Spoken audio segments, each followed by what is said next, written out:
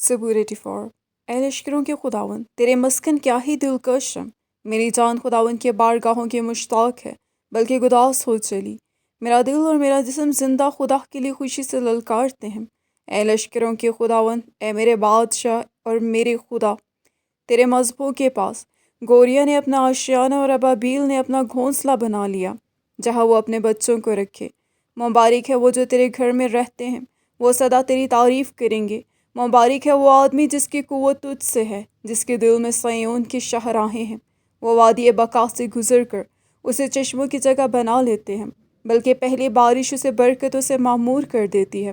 وہ طاقت پر طاقت پاتے ہیں، ان میں سے ہر ایک صیون میں خدا کے حضور حاضر ہوتا ہے۔ اے خداوند لشکروں کے خدا، میری دعا سن۔ اے یعقوب کے خدا، کان لگا۔ اے خدا، اے ہماری سپر دیکھ اور اپنے ممسوک کے چہرہ پر نظر کر، کیونکہ تیری بارگاہوں میں ایک دن 1000 سے بہتر ہے۔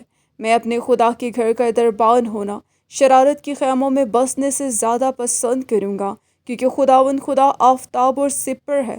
خداوند فضل اور جلال بخشے گا، وہ راست رو سے کوئی نعمت باز نہ رکھے گا۔